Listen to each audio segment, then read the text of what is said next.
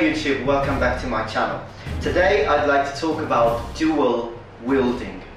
Now, first of all, I'd like to thank one of you actually. His name is Nova Flames, I suppose that's the pronunciation of the name, and he's one of my viewers, and he has actually asked this question. And he wanted to know whether you could use two light swords as dual wielding. And so I'd like to thank this person first, and finally I decided to make a video about this. Now, I had intended to make a video about dual wielding because it is a big topic and often misunderstood. But this comment actually made me realize that it was about the time to do that, and so this is why this video is here. Thank you very much, Nova Flames, and thank you for watching.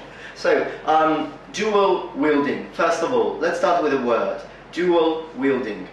So, wield two swords. Well, first of all, it's not a historical term, because the word, the expression dual wielding was actually originated in video games. Okay, it's not a word that was used in the Middle Ages. But the real question here is, was it done? It was. It was done. It was done historically. We had historical proofs both in the West, in Europe, and in the East, Japan, for example. The thing is, when it was done. Well, first of all, it wasn't done in a battlefield in the West.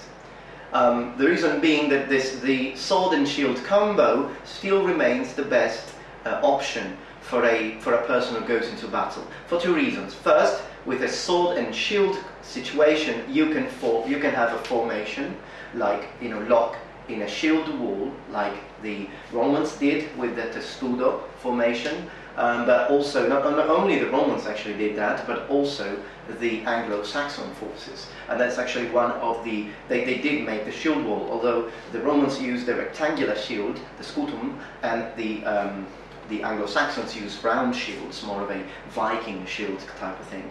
But still you could use the same formation, shield wall, and that's actually what they used against the Normans during the Norman invasion in 1066 to try and defend against William the Conqueror's troops. They used shield walls, normally very effective, but in the Battle of Hastings actually they lost that battle. But that's beyond the point.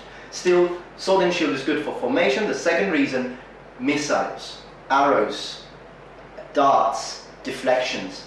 Because you have to imagine that a battlefield situation, it's a situation where you have, you can be surrounded by enemies, you can have enemy forces, archers and crossbowmen shooting at you all the time, and we're talking about lots of arrows. So if you have two swords, you're basically giving up the possibility of deflecting arrows, because, believe me, yes, it is humanly possible to, and some Japanese masters, katana masters have showed us that, it is humanly possible to deflect an arrow thrown at you with a katana. Still, you need probably decades of training to do that, so it's not very good for an army, for a troop, because you don't have only sword masters there. You have people who you need to get the easiest option with the highest percentage of results, positive results in defense.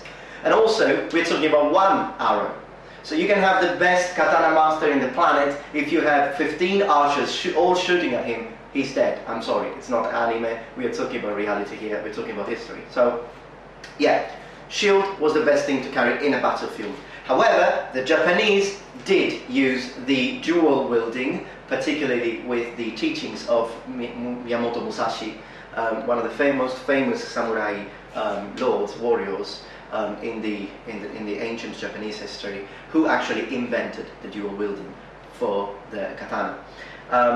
But please keep in mind these points. So, in the East it was used. In the West, not really in a battlefield situation. So when did they use it in duels? For dueling. And it wasn't that common. It was done here in Italy, for example. Northern Italy was one of the places where we had a lot of masters, sword masters. And some of them actually liked the dual wielding techniques, but still they regarded it as a very difficult technique to learn. But let's try and put it into, and actually see what we are talking about. A sword in one hand and another sword in the other. First of all, they shouldn't be the same length, but the secondary sword should be smaller. It wasn't really historically something like this No, not really. Also because the whole point is not like some video games show, attack with both weapons, but the point would be to use the bigger weapon or the longer weapon to attack and the smaller weapon to defend. Okay? So that's the point with a dual wielding. No double attack situation. Attack, defense. Plus, you could actually do it with a sword like this, or a rapier to attack, and a dagger on the other hand. Now, I don't have a dagger in my collection at the moment, because I prefer big swords, but I'm using just a normal knife because it still kind of gives us the idea. It should be a little longer than this, but still, it's okay. Now, in a situation like this, you can have both, okay, attack and defense. So you can defend yourself and riposte, okay, and this would be very effective as a combo in a duel situation, 1-2-1, okay. The same thing was done occasionally with a buckler.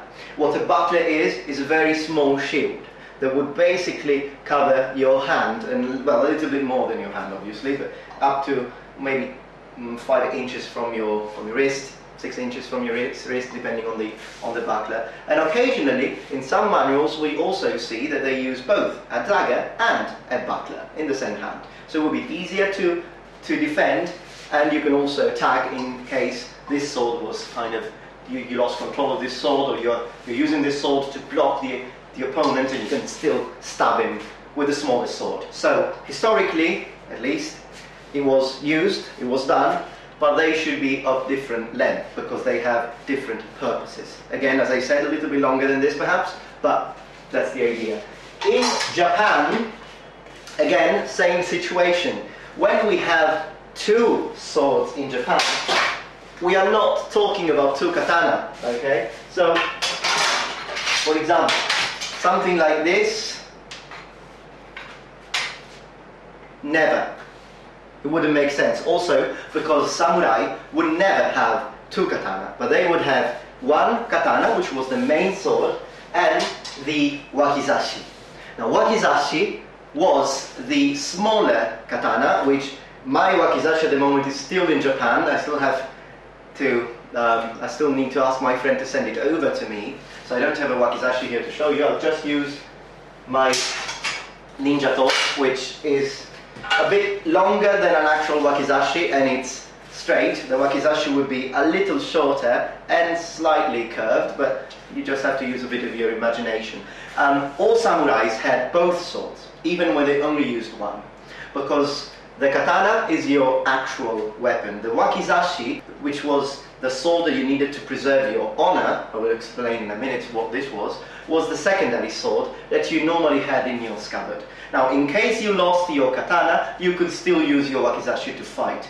But the idea of the wakizashi was actually that if you were beaten and your whole army was destroyed, and you had no chance but being captured, then you would use wakizashi to commit harakiri, the traditional suicide ritual of the samurai. Actually, the word harakiri, it means the cut of the stomach, but the Japanese tend to use seppuku more, which is the inversion of the characters, the Japanese characters. But in the West, for some reasons, harakiri got more popular, so now most people know it as such.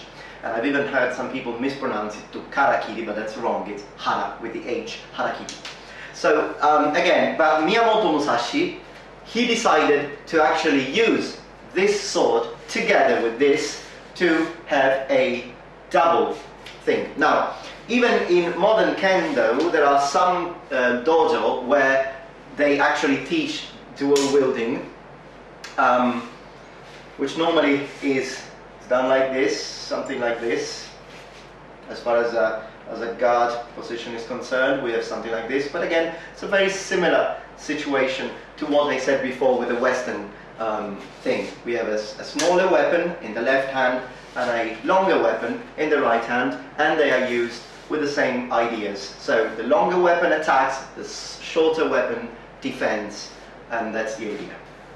So, could you use two light weapons of the same length? You could.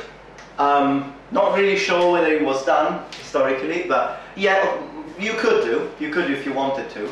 But again, you would lose part of the benefits that you would have with the dual wielding. It's because if you have a longer weapon, you can use that to have better reach. Because, you know, a longer weapon doesn't necessarily mean a heavier weapon. Because with medieval swords, like this one, even a long sword, if it has a good fuller, which I have explained already in another video where I talk about the names and words concerning to the swords, but a fuller is this one here in the middle.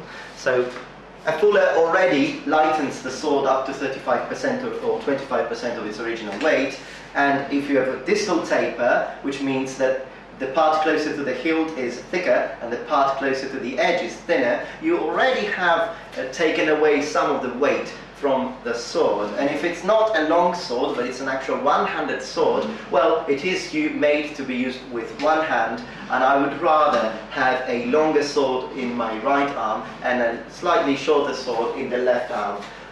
Because again, they are used for different things. I'm not saying that you never use the shorter weapon to attack. You can do, depending on the situation, but most of the cases you need to be quicker with the shorter weapon. You need to be quicker with the weapon you use to defend, because parrying is not that easy, and you need to be quick. So it's better to have a shorter weapon, but you need range to take advantage of that. Because if you only use short weapons and your opponent has a longer weapon than you have, then he will have an advantage. That doesn't mean that he would definitely win. There are a lot of different things that we need to consider when we talk about a duel, but still I would rather have a longer sword and a shorter sword, or a longer weapon and a shorter weapon if I really needed to go dual wielding.